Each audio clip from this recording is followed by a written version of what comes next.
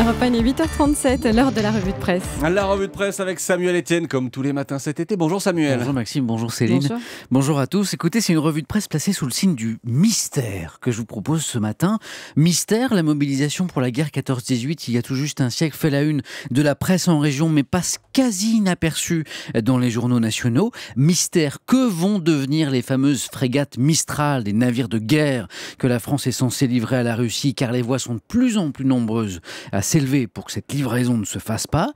Mystère encore, pourquoi cette manie de se prendre soi-même en photo, cette manie du selfie, c'est la une du Nouvel Observateur cette semaine, je vous en parlerai. Et puis encore un mystère, pourquoi les plus jolies actrices américaines tombent-elles amoureuses de Français? Vous verrez, la réponse a de quoi nous rendre fiers, Maxime, la séduction serait dans notre ADN. Mais avant tous ces mystères, le charme, oui, le charme des bouchons. Oui, tous ces titres, nous allons les développer dans un instant, mais d'abord, je voulais partager avec vous mon étonnement sur le regard ce matin du Parisien aujourd'hui en France sur les bouchons. Ces énormes bouchons qui vont se produire en ce week-end de chassé-croisé sur la route des vacances. Ah, naïvement, jusqu'à ce matin, je pensais que le bouchon, c'était une épreuve, un sale moment, un truc dont on se passerait bien, vous savez, avec les enfants qui crient à l'arrière, cette affreuse impression d'être toujours dans la mauvaise file, celle qui avance pas, et la chaleur, et la radio qui subitement ne capte plus ma station préférée, Europe 1, et j'en passe. Eh bien, j'avais tout faux. Les bouchons, c'est cool. Les bouchons, c'est batte, c'est in, c'est ok, me dit en substance le Parisien, car les bouchons, c'est déjà, ça il fallait y penser, un avant-goût des vacances. Un docte professeur explique, certes, il y a du monde sur la route, mais nous y sommes tous ensemble. C'est beau, ce sentiment de partir en vacances tous ensemble. Oui, d'accord, pourquoi pas. Les bouchons, ça n'est pas que négatif, poursuit le professeur, qui rappelle que l'un des plus célèbres dans les années 60, c'était celui de Montélimar sur la N7, qui permettait d'acheter du nougat. Bon là, il faut rappeler à l'universitaire que plus personne ne prend la N7 pour partir en vacances, donc pour le nougat, on repassera. Et puis l'historien finit par glorifier les petites ruses, ces petites aventures que nous vivons pour échapper aux bouchons et qui font de bons souvenirs. Ah bah oui, c'est sûr, réveiller femmes et enfants à 3h30 du matin pour décoller à 4h en oubliant la moitié des valises à la maison, ça c'est du souvenir. Moi je sais pas pour vous Maxime, tous ces arguments ne m'ont pas fait changer d'avis. Le bouchon, voilà un moment dont on se passerait bien. Je ne changerai pas d'avis non plus. Revenons aux principaux titres de la presse ce matin, notamment donc le centenaire de la mobilisation pour 14-18. Oui, et là il se passe quelque chose d'assez étrange que vous avez déjà relevé. D'ailleurs Maxime, dans votre kiosque de 6h15, ce centenaire il est à la une de la presse en région, mais absent des grands journaux nationaux. Tenez, La Voix du Nord, Nice Matin, Midi Libre publient en leur une cet ordre de mobilisation générale daté donc du 1er août 1914, ce banal bout de papier qui annonce la Grande Guerre et la grande boucherie de 14-18, près de 19 millions de morts, faut-il le rappeler. Intéressant d'ailleurs ce document d'époque, le décret du président ordonne la mobilisation de l'armée de terre, de l'armée de mer, pas de l'air, forcément, pas d'avions de combat encore en 1914. En revanche, le texte ordonne la réquisition des animaux, voitures et harnais nécessaires. Nous sommes en 1914.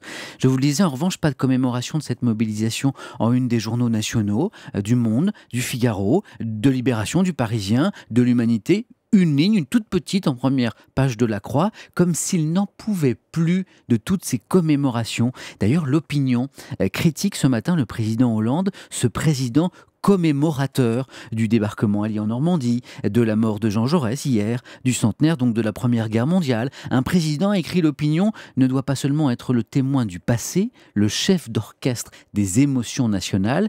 Commémoration, commisération et compassion font peut-être une bonne communication, mais pas une politique. Tenez, à ce propos, le président Hollande a adressé un texte à la presse régionale sur ce centenaire de la mobilisation pour 14-18, où il salue notamment cette France qui a toujours su trouver en elle la force de porter son message de paix. Et à propos de paix, justement, des voix continuent de s'élever pour que la France ne livre pas ses frégates Mistral à la Russie. Oui, elles sont de plus en plus nombreuses, Maxime, ces voix.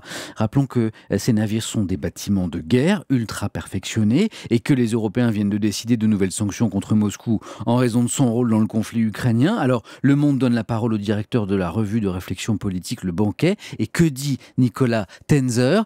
Qu'il est inconcevable que la France livre ses navires à la Russie, que ce serait comme si la France de 1938 avait vendu des canons à l'Allemagne. Ne pas livrer ses navires à Moscou, soit, mais le manque à gagner pour la France est gigantesque. Il y a de quoi aussi là désespérer les chantiers de Saint-Nazaire. Une solution, Elle est soufflée dans les Échos par le Conseil européen des affaires européennes, étrangères, c'est un think tank, un club de réflexion. C'est à l'Union européenne de les racheter, ces 2 navires, voilà qui constituerait le début d'une future flotte européenne. Et de l'Europe, on passe à Marianne. Ouais, l'hebdomadaire Marianne qui publie ce sondage qui fait l'effet d'une bombe. Pour la première fois, Marine Le Pen arriverait en tête au premier tour de la présidentielle, si l'élection bien sûr se tenait aujourd'hui. Je ne vais pas développer, vous en avez parlé Maxime tout à l'heure dans l'humeur du jour avec la directrice adjointe de la rédaction de Marianne. Juste vous lire ces quelques mots dans l'hebdomadaire sur le pourquoi de l'irrésistible ascension de Marine Le Pen.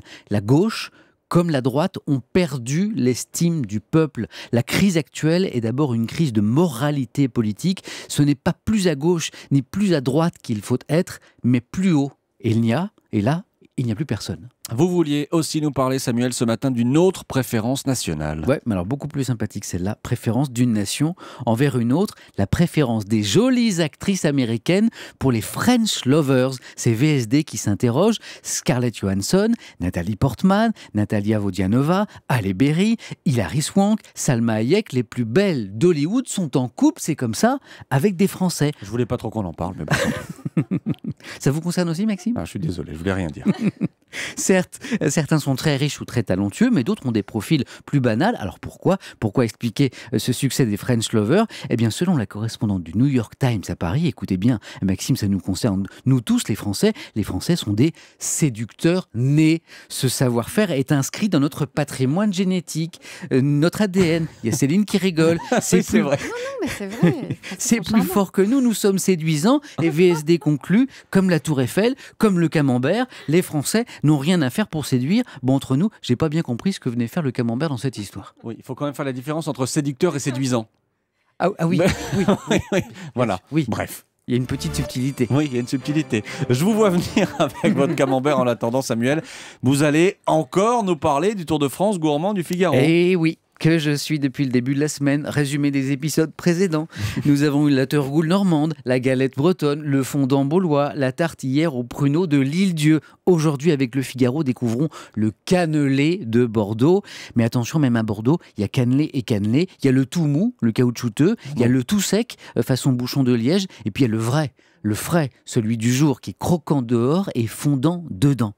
Et puis avant de se quitter, je vous invite à lire ce très intéressant dossier du Nouvel Observateur sur la génération selfie. Vous savez, le selfie, c'est cette manie de se prendre en photo à bout de bras, le plus souvent avec son téléphone. Alors cette mode, est-ce que c'est le signe d'exhibitionnisme, de narcissisme ? Pas seulement. Souvent, sur un selfie, on se prend en photo à plusieurs avec les potes. Donc là, il y a un nouveau rituel d'amitié, de partage. Et puis le selfie, c'est aussi un autoportrait dans le monde. Tenez, je prends l'exemple de la Turquie, où le vice-premier ministre vient d'inviter les femmes à ne pas rire fort en public, au nom de la morale, de la décence. Réponse immédiate de nombreuses femmes turques. Elles ont posté sur Internet des selfies en forme de défi. On les voit rire à gorge déployée. Le selfie comme arme de contestation. On voit bien là qu'on est loin du nombrilisme.